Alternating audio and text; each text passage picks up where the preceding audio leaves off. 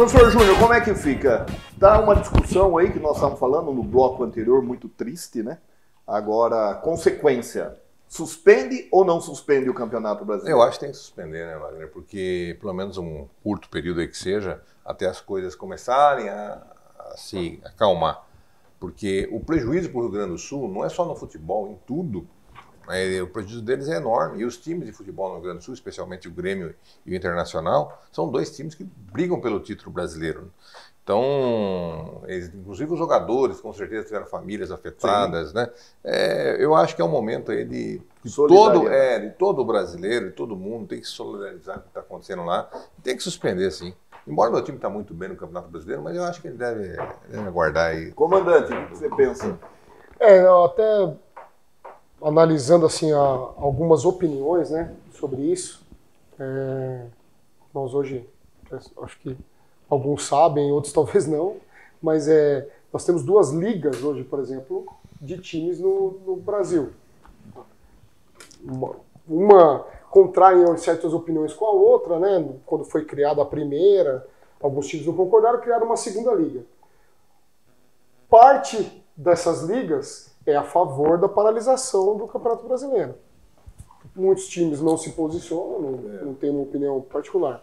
Mas alguns, poucos, não sei se é o caso, mas, bom, é público, né? Então, Flamengo, Palmeiras, próprio São Paulo, são contra a paralisação. O Corinthians é a favor.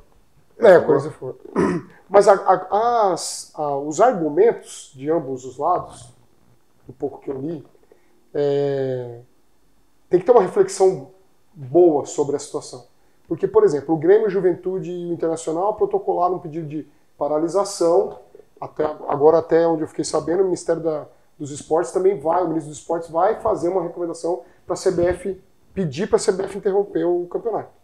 Mas eles protocolaram um pedido para paralisar o campeonato porque não tem condições, eles não têm centro de treinamento, está tudo alagado, o campo está alagado, eles teriam que jogar fora do estado, isso para eles acarreta um prejuízo até por conta de torcida e tudo mais, que são efeitos... É uma questão de cabeça, né? Meu pai, eu sou jogador, meu pai está lá, a situação está complicada. Sim, exatamente, lado psicológico. Então, mas tem muitos jogadores... Tem outro lado também, né, Wagner?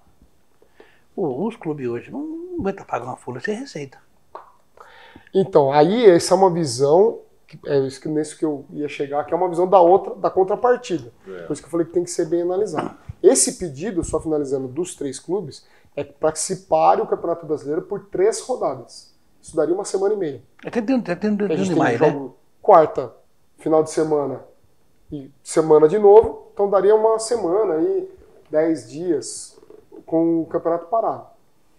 A outra parte, que são os clubes que são contra, eles alegam exatamente essa parte financeira. Inclusive, eles citam como exemplo o período da pandemia. Mas vamos comparar, né?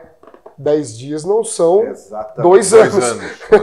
É bem diferente, mas eles querem chegar nesse ponto, de que todo o comércio que é envolvido no entorno do estádio, as pessoas que trabalham, os funcionários que trabalham no estádio, talvez um time grande vá ter possibilidade maior de manter isso. Mas e os times de menor poder aquisitivo? Mas aí não entraria também o Estado, a União, com a contrapartida por exemplo, olha, vai acontecer isso, deixa ele pagar o tributo, deixa ele recolher isso, também. Mas se for pensar nessa parte aí, Wagner, São Paulo, Paraná, Santa Catarina, que mantém o Brasil em imposto, em tributo. Rio do Sul, 1 ano de isenção de tributo para recolher para a União, recupera o Estado inteirinho.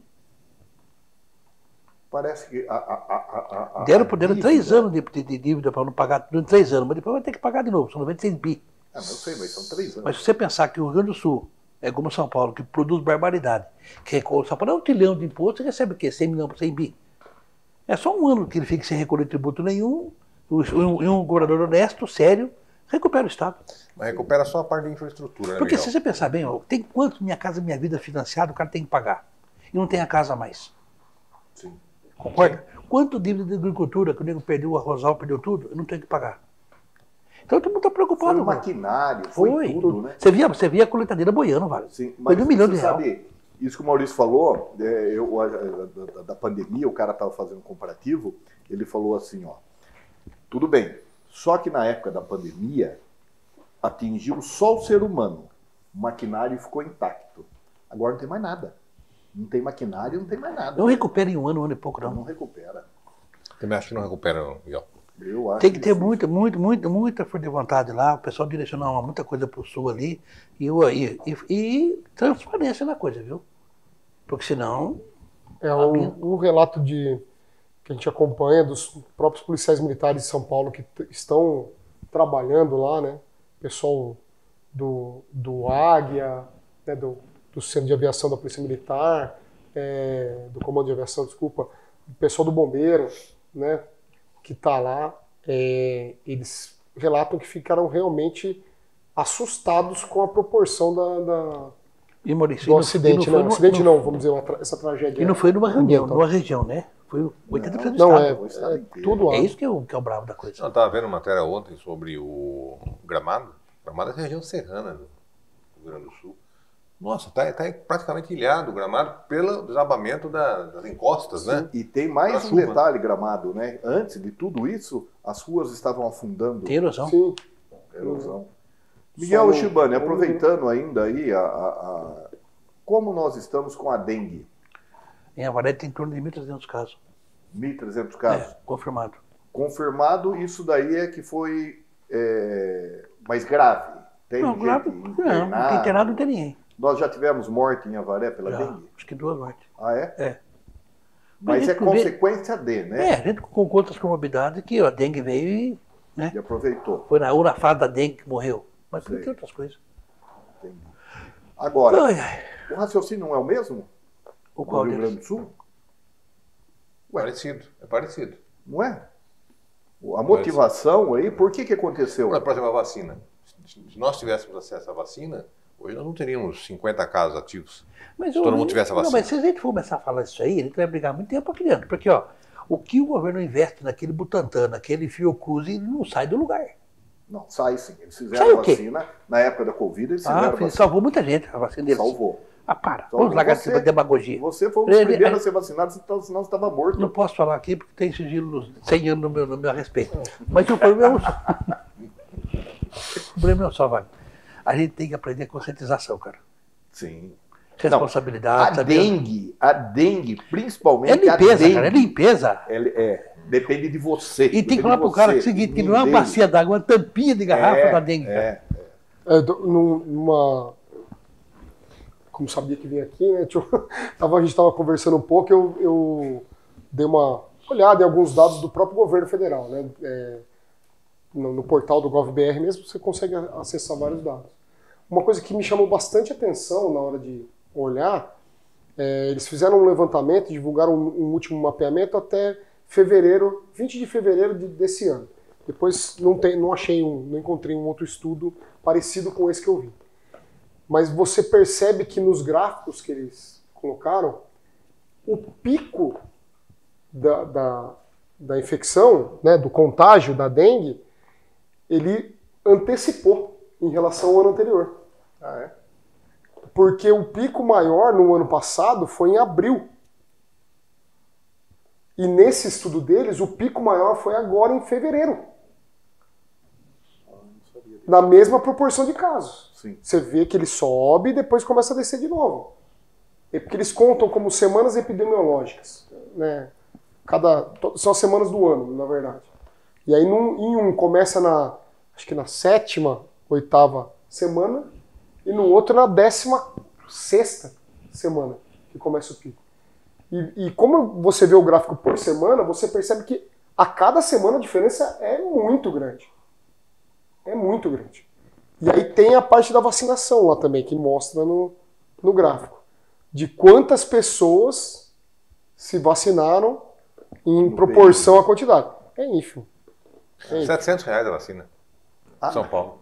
Tem que tomar 2 doses no mínimo. R$1.500.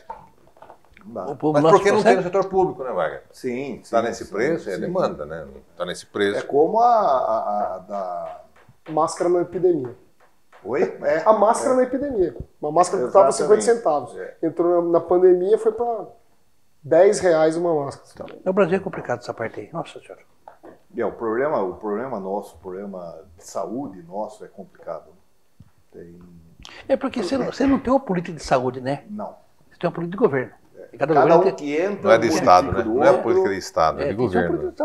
Tem que ser uma política séria de saúde. Sim, não, nós não temos nada. Nós Mas é que não tem consequência, não. estrutura, Não tem consequência nenhuma. Meti o paciente lá no Pazuello porque ele era um militar e ele acha que o general não é bem formado, o general não sabe nada. Aí agora botaram no assistente social. Qual que é a diferença? Não é? Não, A secretária? não é médico, A não. ministra? Não. Mas o Zé Serra, economista, foi um grande ministro da saúde. Exatamente. Ué, foi um cara que quebrou tudo quanto é patente de remédio para ajudar o povo. Então, Quem? Zé Serra. Serra. E é o quê? É médico? Não é economista. Economista, então. Mas a gente tem que respeitar quem faz a coisa do lado certo. O que enquanto eu não acabar com o negócio de ficar com o estilingão dando pegada na vida, você não mudou sim. o país nosso. Não. Enquanto ficar olhando o retrovisor, esquece. É. Nenhum governo. É o municipal, o estadual ou federal. E o tamanho do para-brisa com o retrovisor é bem diferente, né? De quem? O para-brisa com o retrovisor é bem diferente, né? Ah, depende. O nego pega o pequenininho porque era para trás para não fazer e o grandão tá na frente dele. Você sabe que tem várias críticas, e eu também tenho, mas em relação ao Michel Temer, eu acho ele um cara centrado. Ele fala pouco e fala certo. Ele fala que uma das causas que nós estamos nessa briga ainda aí, política, você é desse lado, eu sou desse lado, não, quem não ajudou a pacificar é o próprio Lula, que veio com rancor. Mas você pode ver, o Michel Temer fez um negócio muito bom para estatal. Botou 36 meses de carência para o político ir para estatal e acabou com o político na estatal. Daí derrubaram. Derrubou. Derrubou em termos. Bom, Temporário. A inconstitucionalidade temporária. Temporário. Não, absurdo, né? Então você vê, Absurdo. aí começou a dar um punhado de Como é que você vai dar o direito constitucional? Não, não tem Você que é jeito. professor constitucional? O cara vai explicar. perguntar o que é isso. Olha, é um É um estelionato. tempo. Eu um punhado Aqui de é, aqui agora não é. dando um punhado de prejuízo e ninguém fala mais nada. E você vê uns especialistas do WhatsApp, né? Tem tudo no lugar. tem, Tem mas em tudo. cientista, economista, também Não, tem tudo de no WhatsApp. segurança pública eu também Apareceu sei. uma besta me falando o seguinte, que Itaipu deu 3 bilhões de lucro, né? O Lula não deixou dar, pô. O Lula foi lá e pegou tudo. Você vai no quê? Pessoal, infelizmente nós chegamos no final do nosso bate-papo e vamos deixar aí para as considerações finais para o nosso convidado. Eu agradeço. Primeiramente quero agradecer aqui o convite, Dr. Wagner, Dr. Júnior, muito obrigado. Miguel, meu irmão Doutor também. Miguel. Doutor Miguel, Por favor. muito obrigado. De fato. Atleta nato. Atleta. Eu não sei do que. Iron Man. Aeroman. Esperamos. Mas brincadeiras à parte, eu quero agradecer aqui o convite de vocês, um bate-papo muito legal, muito interessante, sempre bom, né? A gente enriquecer um pouquinho a mente e sair um pouco fora da caixinha, né? Às vezes a gente fica muito pensando no nosso trabalho, obviamente que isso é natural, né? E aí outros assuntos ficam um pouco de fora, você não se aprofunda tanto, mas vale a pena sempre chegar num momento de refletir um pouco mais. Então eu agradeço demais esse convite. E eu gostaria de deixar, se me permitem aí, os meus parabéns para todos os policiais militares, né, que estão ajudando lá no Rio Grande do Sul. São muitos amigos nossos que a gente conhece, oficiais, praças, todos estão lá imbuídos. Eu vi até uma entrevista do pessoal do Bombeiro, né? Em 10 dias que eles ficaram lá, do dia 1º ao dia 10, eles atenderam 44 chamados. Resgataram 845 pessoas. Olha que maravilha. Além de 170 animais. Então, assim, a ajuda Faz a parece diferença, pouca, mas né? faz diferença. Faz. Né? Fora os helicópteros que estão lá, estão trabalhando diuturnamente. Mais de 60 horas de voo em 6 dias eles fizeram. Então é um negócio Estão de parabéns. esplendoroso. Além, obviamente, a própria Brigada Militar do Rio Grande do Sul também está executando o seu trabalho, fazendo todo o possível. Todos que estão ajudando lá de uma forma ou outra, né? Sim. Aquele cara que parou o serviço dele, parou a vida dele para ir lá. É muito interessante você ver, como o Miguel citou aqui, a parte da solidariedade, né? Eu ainda acredito no ser humano, porque ainda tem bastante para dar e bastante para fazer. Mas temos que ter uma nação, não é um país só, né? Exato. O pessoal, para encerrar, em qual câmera que você quer que eu mostre? Nessa daí, você chega aí. Nós queríamos falar que o nosso amigo de bancada também está rezando missa. Politicamente. Ficou bom? Muito bem, gente. Ele é Iron Man, mano. É o Dom Maurício? Não é? Até a próxima!